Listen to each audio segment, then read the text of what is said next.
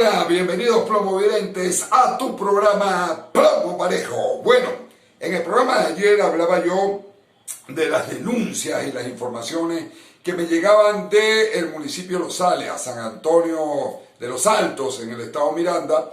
Bueno, pero también se me pasó, o sea, cuando hablaba de todo esto, que me llegaban muchas denuncias por problemas con terreno y problemas en los que ha tenido que actuar la alcaldía del municipio de Los Sales y no había tomado cartas en el asunto, y esas informaciones me llegaban de la urbanización Club de Campo.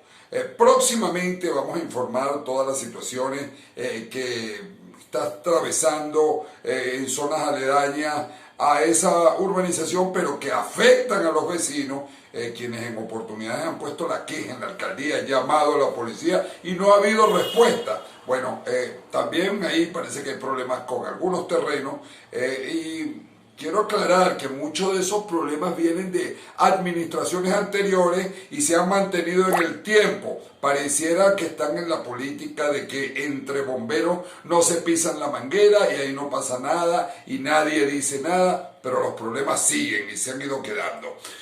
También en el día de ayer se presentaron unas protestas ya bastante fuertes en Margarita por la escasez de gasolina.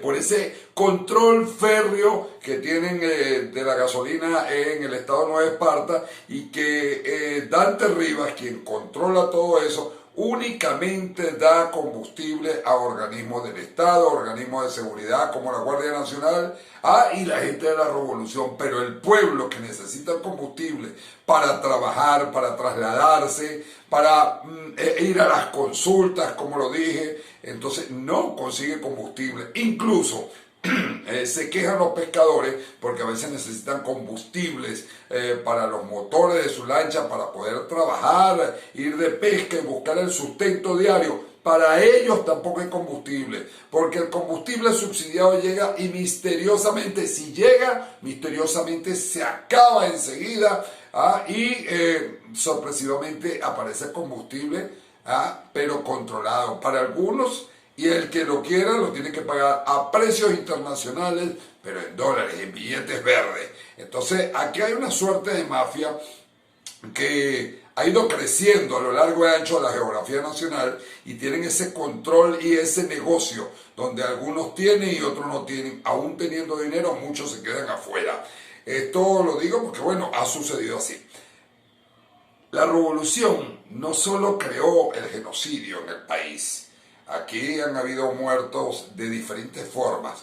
Aquí con los perseguidos políticos pasa cualquier cosa. Con los torturados, peor. Y hay gente que muere en circunstancias bien extrañas y el régimen nunca dice nada. Bueno, ahorita con el COVID-19, bueno, hacinan a los presos políticos, los presos de conciencia, y se contagian y mueren. Entonces el Estado dice, bueno, uno menos, pero yo no hice nada. Se murió porque se contagió. Pero hay otros que mueren en situaciones diferentes. Eso en cuanto al genocidio. Pero ahora tenemos también, por si fuera poco, un ecocidio a raíz de los derrames petroleros que han afectado el Parque Nacional Morrocoy en Tucacas. Bueno, hubo un grupo de gente, voluntarios, organismos particulares que se dedican a la conservación de los espacios naturales, y empezaron a trabajar pues para evitar ese derrame, para recoger ese petróleo derramado de manera irresponsable, lo digo porque en PDVSA, que es del pueblo, bueno, ahí metieron a trabajar por dar cuotas políticas a gente inexperta, a gente que desconoce cómo se trabaja en la industria petrolera, y suceden este tipo de cosas. Esta gente viene trabajando y recogiendo todo eso. ¿Por qué? Porque está siendo afectada la fauna, la flora, los corales, las aguas del mar. Y bueno, esta gente hasta con las uñas ha venido trabajando, y resulta que entonces antier otro derrame más, ya el segundo derrame petrolero, y la cosa en vez de mejorar se va complicando. Y claro, tenemos el problema de la pandemia que hay ahorita, entonces aparte que no tienen los insumos para trabajar esas cosas, los equipos para limpiar toda esa área afectada por ese derrame petrolero. Entonces se ha producido un ecocidio donde está sufriendo la fauna y la flora de la zona, por si fuera poco. Me llaman también de Panamá los venezolanos que están en Panamá para notificarme lo siguiente, que ellos no son muertos indolientes. ¿Por qué? Porque lo que pase ahí nada se sabe. Han habido asesinatos, han habido robos, han habido gente encarcelada y no hay dónde quejarse porque como ellos están ahí como desplazados, bueno, nadie se hace responsable. Me lo decían así, tenemos 2 embajadas y ninguna de las 2 se ocupa de los venezolanos. La embajadora de Guaidó, la señora Sabarce, bueno, ella se justifica diciendo que ella no tiene competencia, entonces no sé para qué la nombraron, pero no tiene competencia, pero sí pide para supuestamente dar ayuda humanitaria a esos venezolanos y resulta que el dinero va a una cuenta particular que ella tiene en Banesco. Y los que son ayudados, atendidos, son muy escasos, son los más cercanos a ella. En el caso de la embajada que maneja Nicolás Maduro, donde está el capitán Durán Centeno, bueno, esa embajada sigue trabajando porque sí es la que está autorizada para permisología, para expedir documentos de identidad como cédulas, pasaportes. Bueno, pero resulta que con los pasaportes se ha montado todo un negocio. Si usted va, oiga bien, si usted va a renovar el pasaporte, a pedir una prórroga, eso vale $100. Si usted va a renovar, o sea, que le den un pasaporte nuevo, eso vale $200.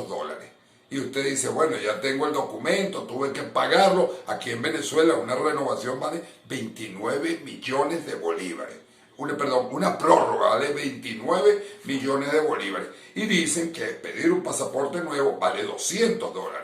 Pero en Panamá, cuando usted lo va a buscar, al momento de la entrega, tiene que pagar una cuota más, tiene que pagar $80 y no se sabe para qué. Pero lo cierto es que tienen su negocio montado y ¿quién lo paga? El ciudadano común y corriente. Porque yo lo he puesto con un enchufado, a lo mejor lo paga, a lo mejor, y le sale de la manera más expedita. Pero esas son cosas que están sucediendo con nuestros hermanos venezolanos que se encuentran refugiados en la República de Panamá. Eso por ese lado. Lo otro que ha causado, si se quiere, confusión en la población es el documento de la Conferencia Episcopal Venezolana. Un documento que confunde a la gente porque por un lado le dice la Conferencia Episcopal a los venezolanos que deben votar, cosa que los venezolanos no aceptan porque saben la situación que se vive en el país, un CNE no confiable, esta gente trampea las máquinas, hay gente triple cedulado y bueno, ya ustedes conocen toda esa serie de problemas. Pero en ese mismo documento de la Conferencia Episcopal hay otros puntos que dicen que no se deben votar porque está esta situación. Realmente pienso yo que la Conferencia Episcopal de Venezuela debe aclarar cuál es la situación real, porque fíjense una cosa, que habían 3 instituciones con gran credibilidad. Una, los medios de comunicación. Ya nadie cree en ningún medio de comunicación porque o están al servicio del gobierno o están al servicio de una tendencia política, porque cuando usted como ciudadano va a poner una denuncia, si eso no le da dividendo o rating, eso no interesa. La otra institución que tuvo credibilidad y que ahorita está por el subsuelo es la Fuerza Armada Nacional. Nadie cree en los militares, al contrario, lo ven como un enemigo porque los militares, en el caso específico de la Guardia Nacional, han sido utilizados como un brazo armado de la revolución para amedrentar, para perseguir, para torturar y encarcelar a los ciudadanos que piensen distinto. La otra institución con credibilidad es la Iglesia. Pero aquí habría que aclarar bien si ese es un documento que representa o que dice, plasma la decisión de los obispos y los arzobispos que forman parte de la Conferencia Episcopal Venezolana, o es el documento oficial de la Iglesia Nacional. Porque si es así, entonces la Iglesia Nacional perdería credibilidad porque si nosotros comparamos lo que pasó en la época de Pérez Jiménez, donde Monseñor Arias Blanco se plantó y en una misa dio su pastoral, su homilía y se puso contra el régimen, ahora vemos que esta conferencia episcopal pareciera que se pone del lado de la trampa. No estoy diciendo que sean tramposos, pero aquí hay que aclarar eso y por eso voy a hacer todo el esfuerzo para ver si le hacemos una entrevista en este canal a el padre José Palmar, que ha tenido una posición bien clara, que conoce el monstruo por dentro y que siempre cuando hay que decir las cosas más difíciles, él la dice, manteniendo su posición como pastor de la iglesia, pero haciendo la autocrítica que haya que hacer. Porque esta posición de la conferencia episcopal le llama la atención a los venezolanos y creó una gran confusión. Entonces, bueno, aclarar todo esto. Y el último punto, ya para finalizar, lo quiero decir con toda la seriedad del mundo, porque he tenido posiciones diferentes, a pesar de que conozco el personaje que le voy a hablar, nos conocemos desde cadete y me parecía una persona seria, honesta, claro, se metió en la revolución y miren las consecuencias que ha tenido que sufrir. Estamos hablando del general en jefe Raúl Isaías Baduel.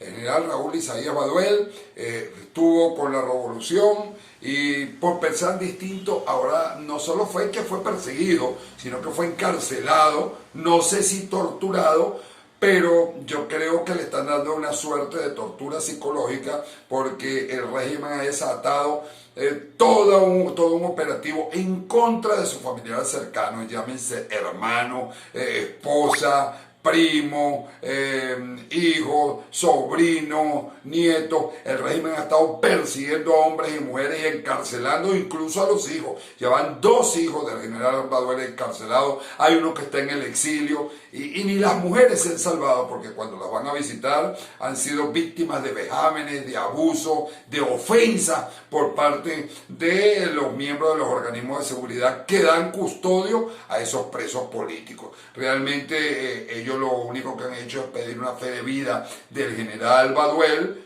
y no se les responde, no se sabe nada. A lo mejor de manera extraoficial o por los caminos verdes, como decimos, ellos han conseguido la información que la revolución se niega a dar y que es una cosa que debería ser normal porque estamos hablando de derechos humanos, porque aún estando detenido, aún estando preso por pensar distinto, él no pierde sus derechos humanos y hay que respetarle sus derechos humanos que están estipulados en la Constitución Nacional. Es todo por hoy, hasta la próxima en tu programa Plomo Parejo.